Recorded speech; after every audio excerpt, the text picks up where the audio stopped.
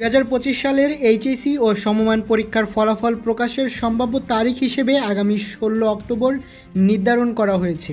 শিক্ষা মন্ত্রণালয়ের সূত্রে জানা গেছে, ফলাফল প্রকাশের প্রস্তাব ইতিমধ্যেই প্রধানমন্ত্রীর দপ্তরে পাঠানো হয়েছে। অনুমোদন পেলেই সেদিনই একযোগে সারা দেশে ফলাফল প্রকাশ করা হবে। বৃহস্পতিবার 9 অক্টোবর ঢাকা শিক্ষা বোর্ডের একজন দায়িত্বশীল কর্মকর্তা জানান, ফলাফল প্রস্তুতির কাজ প্রায় শেষের দিকে, এখন শুধু প্রশাসনিক অনুমোদনের অপেক্ষা।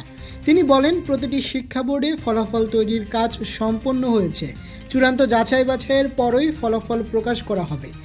চলতি বছরের এইচএসসি ও সমমান পরীক্ষা শুরু হয়েছিল গত 26 জুন থেকে। প্রায় 2 মাসব্যাপী লিখিত পরীক্ষা শেষ হয়ে 19 আগস্টে, এরপর 21 থেকে 31 আগস্ট পর্যন্ত চলে ব্যবহারিক পরীক্ষা। এবছর মোট 11টি শিক্ষা বোর্ডের অধীনে পরীক্ষায় অংশ নেয় 12,51,111 জন শিক্ষার্থী। এর মধ্যে সাধারণ শিক্ষা বোর্ডের পাশাপাশি মাদ্রাসা ও কারিগরি বোর্ডের শিক্ষার্থীরাও ছিলেন উল্লেখযোগ্য সংখ্যায়। এবারের পরীক্ষার অন্যতম বৈশিষ্ট্য ছিল প্রশ্নপত্র ফাঁস রোধে কঠোর নিরাপত্তা ব্যবস্থা। প্রতিটি বোর্ডে ডিজিটাল মনিটরিংয়ের পাশাপাশি পরীক্ষা কেন্দ্রগুলোতে বাড়ানো হয়েছিল নজরদারি। ঢাকা বোর্ড সহ অন্যান্য বোর্ডের কর্মকর্তারা জানান, পুরো পরীক্ষা প্রক্রিয়া এবছর তুলনামূলকভাবে সুশৃঙ্খলভাবে সম্পন্ন হয়েছে। গত কয়েক বছরের তুলনায় এবার ফল প্রকাশে কিছুটা দেরি হচ্ছে।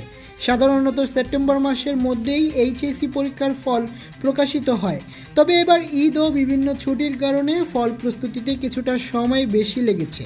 শিক্ষা মন্ত্রণালয়ের সূত্র জানায়, ফলাফল প্রকাশের পরের দিন থেকেই অনলাইনে মার্কশিট ডাউনলোড করা যাবে এবং আগের মতোই মোবাইলে এসএমএস-এর মাধ্যমেও ফলাফল জানা যাবে।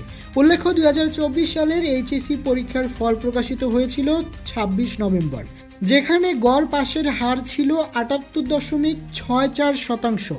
এবার সেই হার কিছুটা বাড়বে বলে আশা করছেন শিক্ষা বোর্ডের কর্মকর্তারা। মোহাম্মদ কাবির, ডেস্ক রিপোর্ট, দোয়েল নিউজ।